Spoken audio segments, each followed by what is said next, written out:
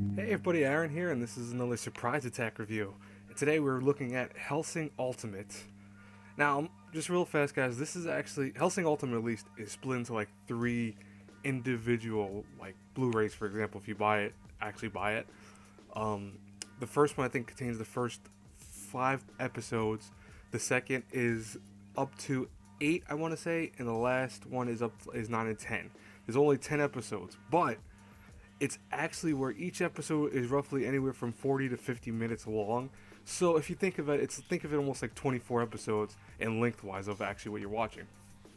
Now, Hellsing is an actually older series. It came out way, way back, and I can't remember for the life of me what year it came out. So, as per usual, I'm gonna look it up real fast. 2001 to 2002.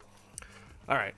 Now, the thing is Hellsing Ultimate, was something that I first heard of by word of mouth. I know my one friend was a huge Hellsing fan, and he told me, oh, I'm so psyched for this anime. I'm like, well, what anime was it? He goes, oh, Hellsing Ultimate. It's really great. It looks awesome. It's about vampires, and it has a lot of violence, but a lot of also mature themes, and has some really nice action.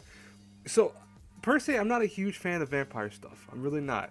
I do like some anime that's vampires. Look, for example, like Shiki or Dance of the Vampire Bund, for example, and even Mood Phase, which is more comical. But I do like stuff with vampires. It's just that I'm not a huge diehard fan of vampires. It's not my sole existence when it comes to anime or even just the genre of vampires. Because I think this day and age, all you have to look at is Twilight to see kind of how far we've fallen from what the great like Bram Stoker Dracula type concepts have been in the past. Now, Hellsing Ultimate is a very, very confusing story. I give you guys a warning right now. The meat and potatoes of the story, though, is very simple. Hellsing is actually a woman who controls a giant foundation that all they do is they kind of keep Britain safe by doing various things, by stopping certain groups of people from invading. They also have their own reasons and own agendas too, so they're not perfect when it comes to being the good guys per se, but they are meant to be kind of the mediators and the ones that protect the country as best as they can. At the same token, they also use quote unquote an actual vampire, which his name is Alucard, who he is, if you spelled Alucard backwards, Dracula. But he's that's not really said to you till later in the show. But I mean, most people who know the Dracula lore know that Alucard usually always the son of Dracula, or is the concept of it, and it's always because it's backwards. But in this case, he's actually Dracula. But what Hellsing does is she unleashes Alucard when two other societies, the Vatican and a kind of secretive organization, clash in the middle of London, and now they have to stop it. They have to, put an end to this war before it gets really out of hand. And by the way, it's going to get very, very out of hand very early on. Now, beyond the initial concept of it, Hellsing to me, at least the original one, was not that great. I didn't like Hellsing that much, only because I wasn't a huge fan of the art style. I know people looked at me like, how could you not like the art style for it? It was great. I didn't really care for it too much.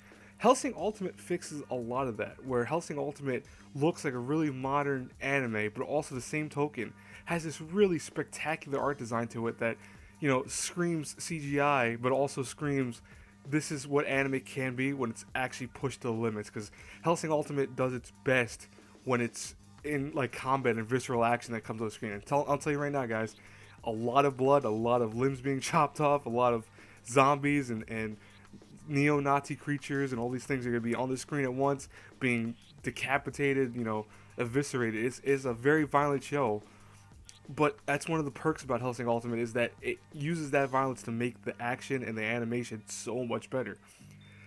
Now, what I said originally about the story being confusing is it's not that it's confusing in the sense that, oh, you're not going to understand what's going on per se. It's confusing in the sense that almost until the end you will not fully understand what's the purpose of this. And I'll tell you guys right now, you could argue all day long, well, the purpose is obvious, but did you know that prior to going into it? Did you know it while watching it, or did you know it while the end of it when everything is explained at the very end? Because everything is explained. Like if you're confused about anything and what the purpose of certain people going to war is in this show at least, that will be explained at the very end. The last episode really does it. But it took me to that last episode to realize, oh, this is what's going on this whole time. Oh wow, I didn't understand. I just saw 3 different groups of different powers vying for control. And that's one thing that's a big issue with the show. Like, I mean, I'll tell you guys right now, I've had this since day one. I've owned Hellsing Ultimate. I bought every single one when they were coming out in release. So if you guys remember, they were like delayed constantly. The first one came out, and then like a few months later, the new one came out, and then it took like a year before the last 2 episodes came out. It was a big thing. The company that was doing this had huge censorship worries. I think Funimation had a whole bunch of issues with it, yada yada. But it was, gruesome to actually watch the show because it took so long for it to come out. Now, the problem with that though was that it took me a long time to get into the show after having to take such a long break. I want to say, I watched the first Blu-ray almost instantaneously when I bought it. It was really cool. It had some nice action, it had some nice art setup. It had some quirky moments here and there with animation where they try to go back to the old days just for fun and kind of giggles here and there. But it's really weird. It's almost kind of odd to even do that, but it's meant to be comedic purposes. When the second part came out, I had that already, but I decided, I told my dad, who we were actually watching it together at the time, and we actually finished the series together too as well. I said, we should take a break because if we watch the second part and the third part comes out in like a year later, we're not going to want to watch it. He goes, okay. We took a break from watching it to have, again, a huge break, and it then took us like an extra year almost to finish Hellsing Ultimate. So I've had this since day one. I'm just telling you guys right now, I've had the whole series, but it's taken me a long time to review it. And that's not per se a bad thing, but it's a show that I think you would do best if you binge watch this. I usually don't recommend binge watching to people. I know people like to binge watch shows, but this is easily a show you should binge watch because it's easier to understand and easier to follow along with certain plots. If you take long breaks in between, you might find yourself getting very confused on what's happening exactly.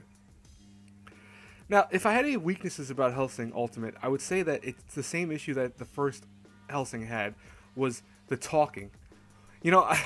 I hate to say that because I love anime that, characters talk a lot. But one thing about Hellsing Ultimate is think of almost like this. Think of you watching a explosion, we'll say a controlled explosion, those really cool firework explosions that they have.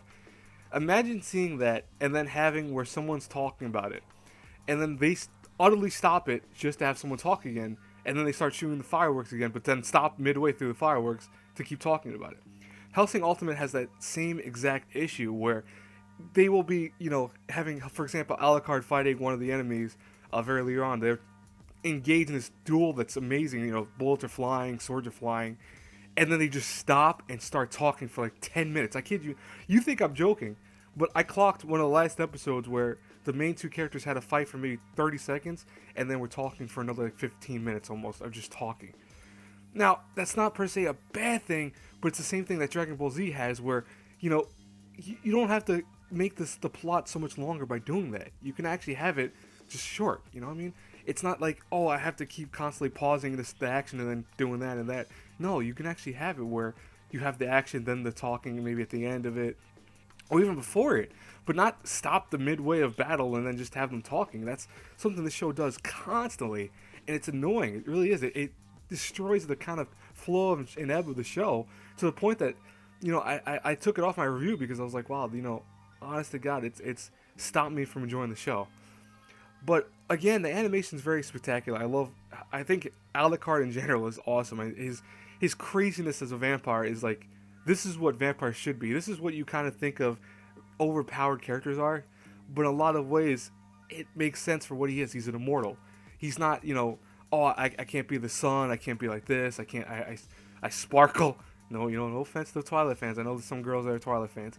But it's the concept that it's just, wow, this is what vampires should be. Now, with, again, the story being pretty good but confusing at times, the animation being awesome, the voice acting being stellar. I think the voice acting is one of the best parts of Hellsing Ultimate. And just the overall kind of visceral action that is on the show. If I had to review it A through F, I have to give it a B-. I want to give it a higher score, I really do. I want to. But the last couple episodes alone were so talkative and so disruptive in the actual combat and main story points that it led me to almost kind of just hate the show a little bit toward the end, and I really didn't want to do that because the show even has a good ending. I like the ending for the show, but overall it's just that those moments of just, here we go, giant fight, oh, let's stop and talk, let's talk about what we're feeling essentially. It's a little bizarre, it's a little annoying. But anyways, guys, that's it for today's review. I hope you guys enjoyed it. Please like, comment, subscribe. Helps me out a lot, guys. And as always, until I pass across again in the next review, have a good one, everyone. Bye.